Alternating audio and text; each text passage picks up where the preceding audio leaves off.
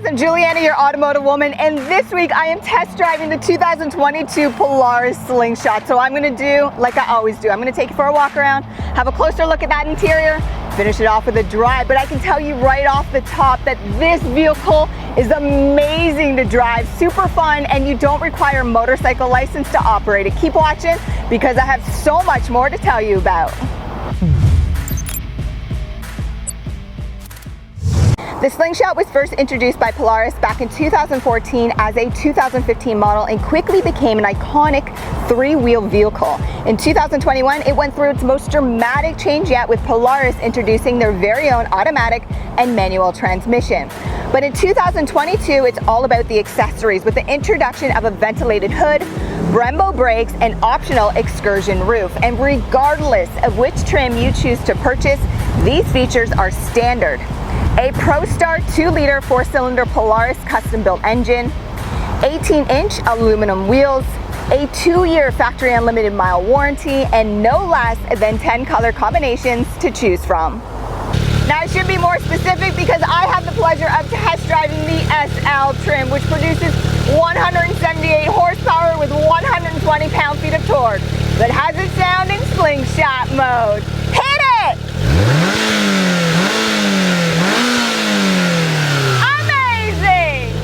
Yeah, okay, I know 178 horsepower isn't a lot, but if you purchase the Drive Series feature like I have, or level up to the SLR or R model, then you automatically receive 203 horsepower and 144 pound-feet of torque.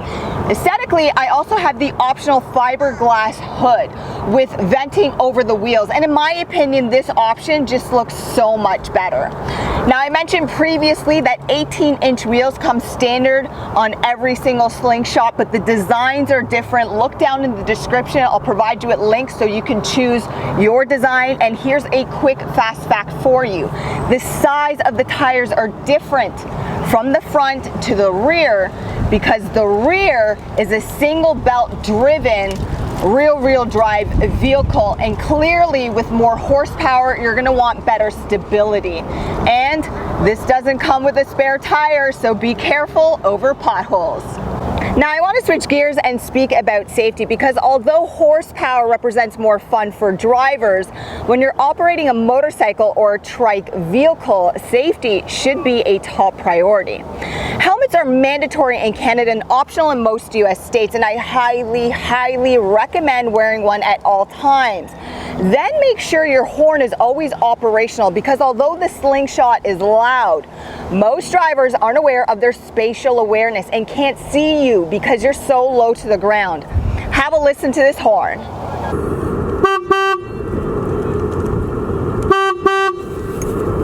LED lights up front are available on the SL trim and higher.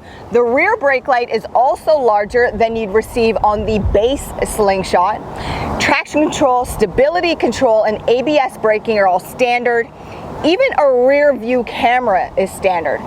Now, like a motorcycle, the Slingshot doesn't have airbags, so I would strongly encourage the option of the excursion roof because it includes roll bars, and I would also consider the taller front windshield like I have to obviously protect your face or essentially your eyes from debris.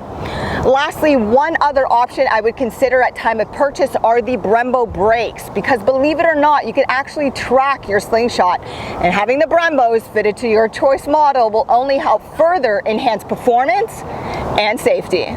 You may be wondering how you get into the Slingshot, and I can tell you it's quite entertaining, so make sure you check out next week's How To Tuesday and you can have a nice laugh at me. Now, regardless of which trim you purchase, it is all-weather material in here, but I suggest you have a look down in the description because you can really customize your Slingshot to fit your lifestyle and comfort level, because for me this week, I just really have the basic seats available. I would upgrade to the sport bucket seats that you'll find in the SLR or R trim, and believe it or not, you can actually purchase heating and ventilated. But regardless, they're all manually operated. Now, as for this wheel, has so much character. It's like nothing else in the industry. Also, when you purchase the automatic like I have, you have paddle shifters and they're fixed onto the wheels. So when you're driving, it offers way quicker reaction time. I like this a lot more, especially if you go to a racetrack. But on the left-hand side, this is where you'll find your Bluetooth and your radio buttons. And in the right-hand side, this is where you'll find the fun stuff, because you also have your cruise control. But when you purchase the Drive Series feature like I have, and that more horsepower, well, then you have Slingshot mode, and that provides you with sport mode or comfort mode, and it's a lot of fun. Sport mode essentially allows it to feel a lot more aggressive. Even the pedal becomes much more instant. You'll like it a lot. Your digital driver cluster is a blend of digital and analog. It looks great. It's a nice size. You never have any glare when you choose to purchase the Excursion roof. Moving over to the infotainment center, this is the same throughout all Slingshots. It's 7 inches, it's touchscreen, it's a swipe through, it's easy to use, but I also have the upgrade to a Ride Command and Tech One package, so I have navigation, Apple CarPlay. If you want to minimize all the touch points on the screen and your fingerprints, just use the buttons located down below. You'll also receive, with the upgraded Tech One package, you have the audio sound system, which is the Rockford Fosgate. It sounds pretty good, but it's so loud in here. I've been keeping my radio off, but like I said, it does sound good. Now, down below here a little bit, this is where you'll find your traction control button and your hazards. This is really impressive. Now I'm going to get into the storage. So you have little pockets available to you. You can put your mobile device, but then you have your connectivity. So you have some connectivity located down here, but like I said, the storage, right? Your glove box is huge and you have more connectivity in there. Each passenger receives a spot where they can put their helmets or small duffel bags, and it's larger than I expected. And of course, you have a small center console, and this is just where I've been keeping my chapsticks. And totally unexpected, you have 2 traditional cup or bottle holders. That's nice. Now, before I hit the road, a few more things. How do you start your Slingshot? And this is a lot of fun. You have to be sitting in it, foot on the brake, and it activates your digital and analog driver cluster. Then you push the start button. Remember, it's a motorcycle, right? So let the engine warm up before you go mashing the throttle. Now again, I have the automatic Slingshot, so I have the option between drive and manual mode to use those paddle shifters. That said, now let's hit the road so I can provide you with my final impressions from this past week. Without a doubt, the Slingshot is a lot of fun to drive and a head turner. From a design perspective, I personally prefer the sport vented hood option with front side panels, the elevated sport seats with heating and ventilation, and Brembo brakes. But Polaris makes styling easy, so choose the best aesthetic options which suit your daily driving lifestyle. Now, I highly recommend when you arrange a test drive, you request both a side street and highway driving, because the transmission takes a minute to get comfortable with. If you're already familiar with riding a motorcycle, then the jerkiness between the gears will not feel odd to you. In my opinion, I've preferred using the manual mode with paddle shifters because I felt that provides me as a driver with more overall control and comfort, and helps to not eliminate the jerkiness, but really smooths it out between the gears. Steering input, surprisingly good.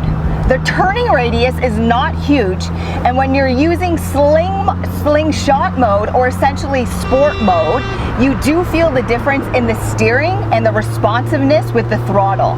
But remember, to receive the different driving modes in the SL trim, you need to purchase the Drive Series feature.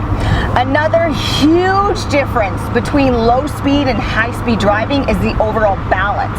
At higher speeds, you 100% feel all the moving around, especially when it's windy outside.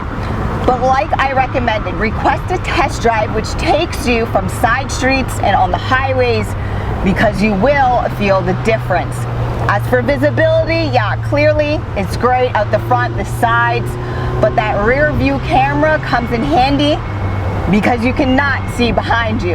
But guys, what I like to do in all my videos is recommend a test drive because they are complimentary. So I'll provide links down below so you can find your closest Slingshot dealership. And a special thank you to Polaris and Kevin and Mario at Gables Motorsports here in Coral Gables. Guys, I'm Juliana, your automotive woman.